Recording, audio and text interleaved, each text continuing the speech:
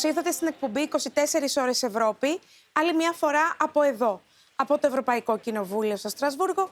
Πάμε να γνωρίσουμε τους εξαιρετικούς καλεσμένους που έχουμε κοντά μας και σήμερα. Welcome to 24 Hours Europe from the European Parliament in Strasbourg. Today we have the honor of welcoming European Commissioner for Economy and Productivity and Commissioner for Implementation and Simplification, Valdis Dombrovskis. Mr. Dombrovskis, thank you very much for joining us. Good afternoon. It is a pleasure to have you on 24 Hours Europe. Thank you. Also in the studio, political analyst and director of KapaNews.gr, Yannis Koutsomitis. Yannis, welcome to the program. Thank you for being with us. Thank you for having me. Let's begin our discussion. Which are the main takeaways of the latest European semester projections, and how do you see the Greek economy's profile and its fiscal performance? As regards Greek economy is performing strongly with growth rates well above EU average growth rates and with budget being in surplus.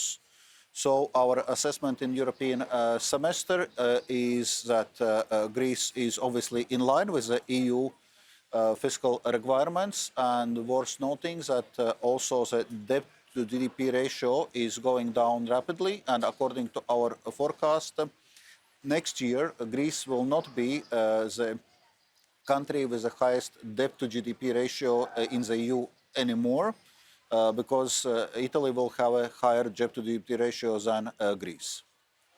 Mr. Commissioner, how do you see the legacy of the non-performing loans in the Greek banking sector as it is now? Because there is a big discussion in Greece. What should be done about this issue? Well, we also see that the non-performing loans are gradually worked out, and all in all, our assessment also on the banking sector in Greece that it's stable and resilient.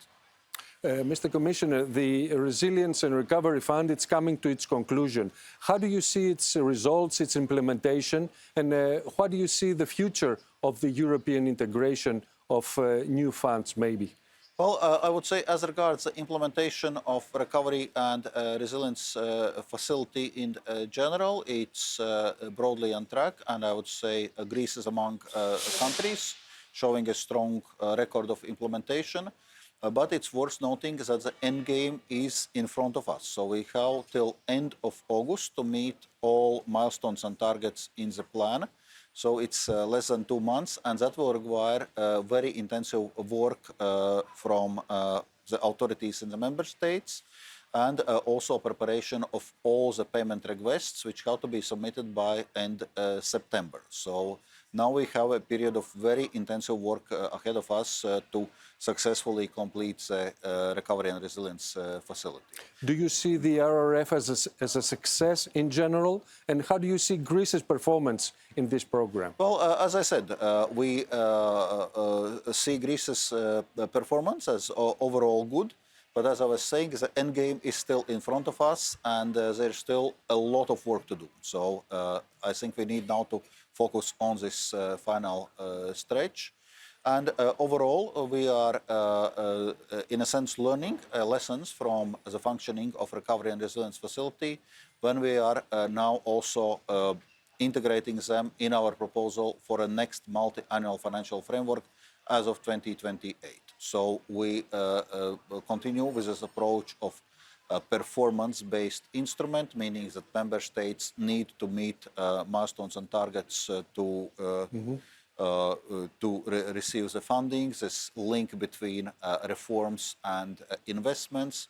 At the same time, we are also learning certain lessons, so we will continue with the approach of shared management. It's similarly like a cohesion policy as opposed of direct management, which was under Recovery and Resilience Facility. Also stronger involvement of regional and local authorities in designing and implementation of the plan. So there are certain lessons which we need to learn, but all in all, this link between reforms and investments and performance-based approach we would intend to continue. Thank you. The global economy has taken a hit following the war in the Middle East. How do you see the impact on the European economy and especially the Greek economy? When we were presenting our spring economic forecast, obviously we were taking into account this conflict in the Middle East and uncertainty surrounding the Strait of Hormuz and oil and gas supply shock. So all in all, we had to revise the economic growth outlook of the EU downwards and to a limited extent also the growth outlook of Greek economy a bit downwards and the inflation outlook upwards. So in terms of policy response, what we are emphasizing in this case is that we need to have a temporary and targeted measures to respond to this shock, given our fiscal sustainability constraints, but also not to drive the demand for fossil fuels, because this is a supply shock, so we cannot solve it by stimulating demand. All in all, we see that EU economy proved more resilient to this energy supply shock than to the previous one in 2022-2023 following Russia's invasion in Ukraine, because we had in between invested a lot of resources in our resilience of our energy systems, on interconnection, on diversification of supplies, in reducing our overall dependency on fossil fuels. And we need to continue on the same trajectory. That's why we proposed a limited additional fiscal flexibility as a response to this energy supply shock. The focus is on the measures which are reducing our dependency on fossil fuels. Would it be large-scale infrastructure projects or renewable projects, or it's subsidies to households or businesses, but exactly with this aim to reduce the use of fossil fuels. Do you see that the energy sector in Europe sustained successfully the crisis in the Middle East? And we've seen prices coming down in recent weeks. Are you optimistic about the outcome of this ceasefire? Of course, it remains to be seen, but we had seen, as you just mentioned, some positive developments in oil and gas prices. And as I said, also, all in all, our economy proved to be reasonably resilient to this shock. The digital euro and the strengthening of the capital markets in the European Union can be seen as a vital step toward the conclusion of the single market. What do you see as the mid-term and short-term steps towards this conclusion?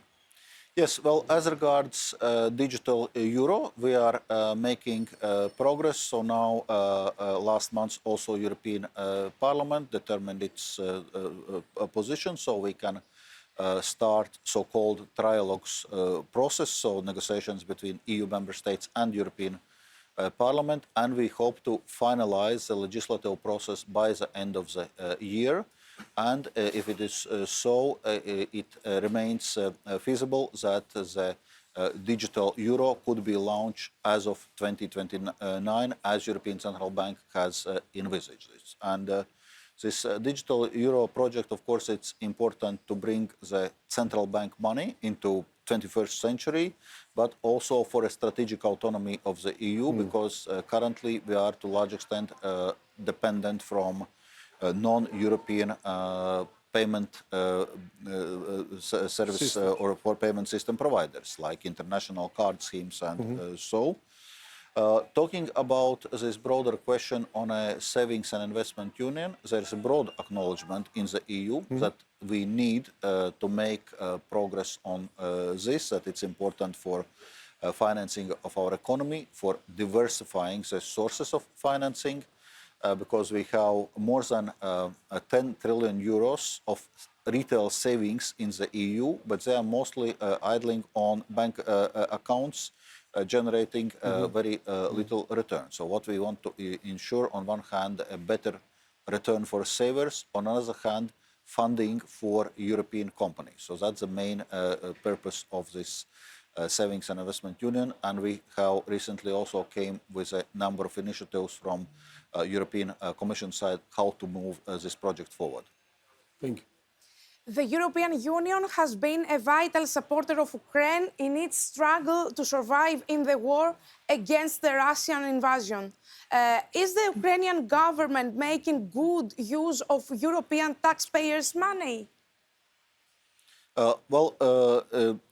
Indeed, EU has been the strong supporter of Ukraine and by far the largest supporter. So we count different kind of support by the EU and member states and European financial institutions. Now it well exceeds 200 billion euros.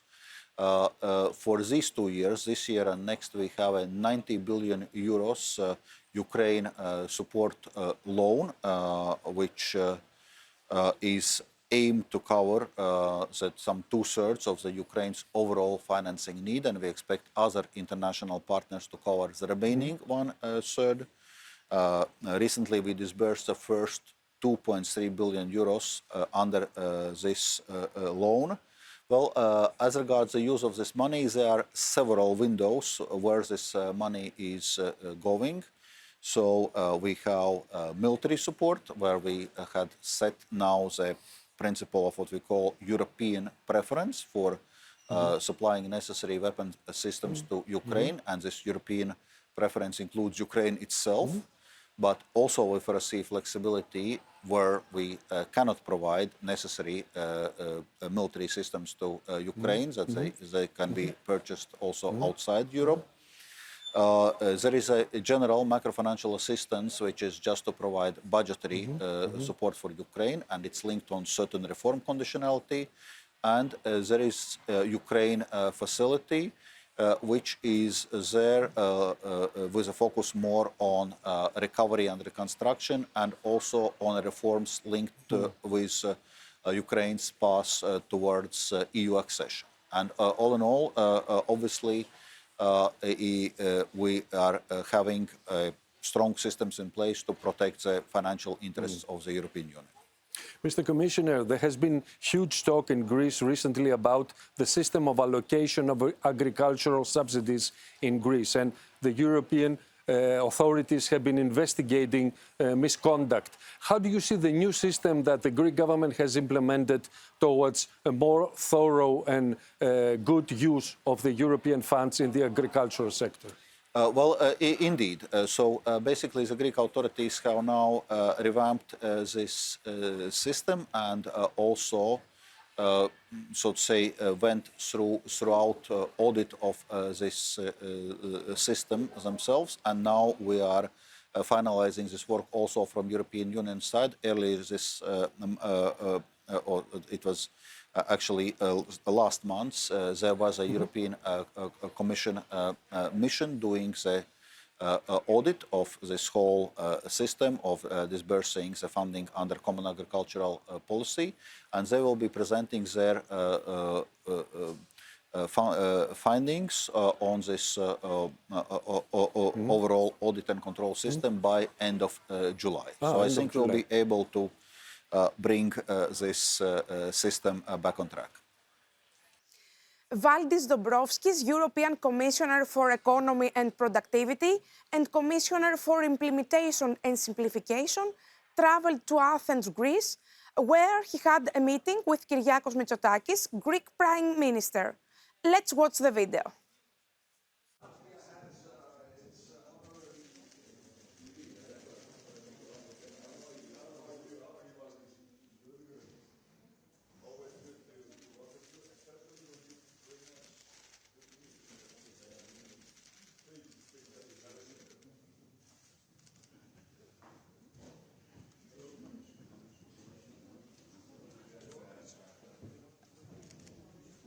I was telling the Prime Minister of Latvia that we're very happy because you brought us some rain, but I think the weather is going to get better by tomorrow, so you'll have a chance to experience Delphi in its full spring glory. But it's a pleasure to welcome you.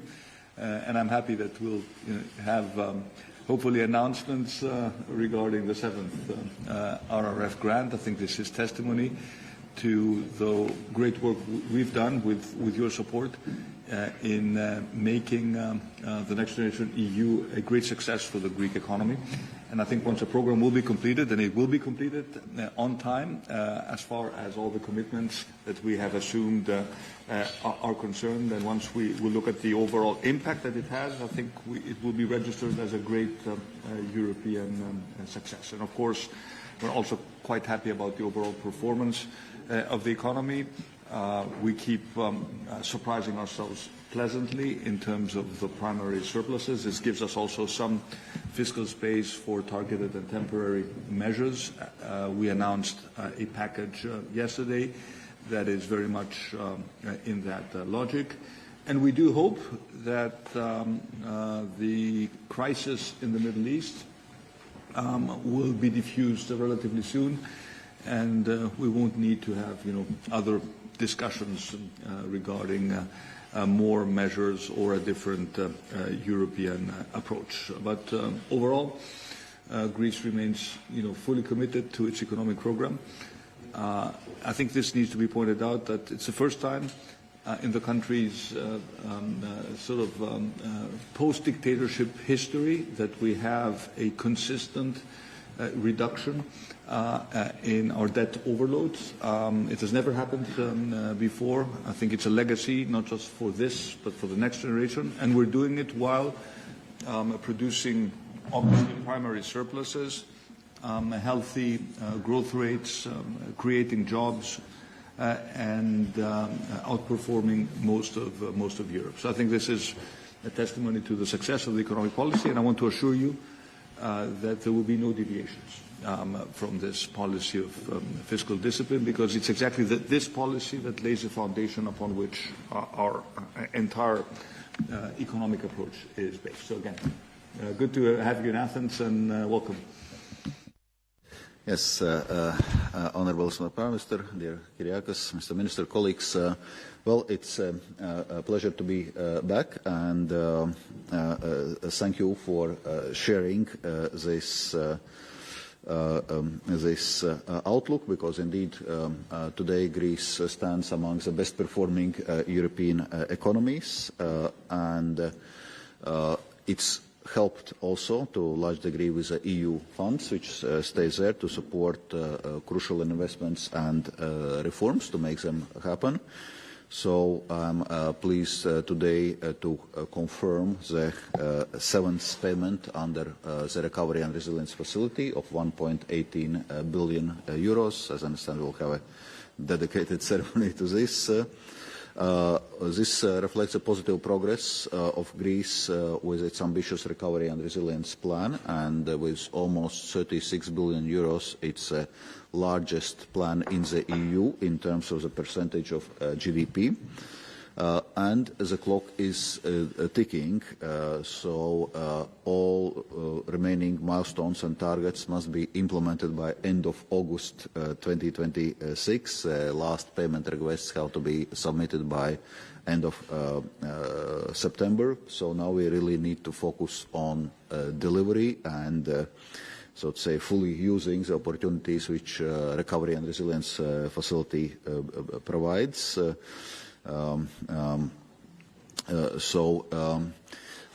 in all, as I was mentioning, Greece has a strong track record in implementing reforms and tackling long-standing structural challenges which Greece is facing, with impressive results. If you look both in terms of debt and unemployment developments, so the Greece GDP has grown by some 13.4% compared to 2018. Debt has declined by almost 43% of GDP since its pre-COVID peak in 2018. Unemployment also has fallen dramatically from its peak of 28% at mid-2013 to 8.4% at the end of last year. So it's a remarkable turnaround by all accounts. Of course, we see that current economic outlook is surrounded by uncertainty, mainly linked with conflict in the Middle East and resulted surge of the energy prices. Exact impact on the European and Greek economy will depend how long the conflict will last, how large the oil and gas price shock is going to be. But what we see is that the impact is already there. We are facing the stagflationary shock to the economy with economic slowdown while simultaneously higher inflation. And external economic environment is not very conducive to growth, so it means that we need to focus on internal drivers of growth, on our competitiveness agenda, and there it's a shared responsibility both at the EU and member states level. So I look forward for this continued work and for discussions today how we can work to enhance both EU and Greek economic competitiveness. Thank you. Mr. Dombrovskis, thank you very much for your time and for sharing your insights with us. Yannis, thank you for joining today's discussion. Thank you. And thank you to all our viewers for watching 24 Hours Europe. Αγαπητοί τηλεθεατές, σας ευχαριστούμε πολύ που μας παρακολουθήσατε. Την επόμενη εβδομάδα, όπως πάντα, και πάλι μαζί σας από το Ευρωπαϊκό Κοινοβούλιο.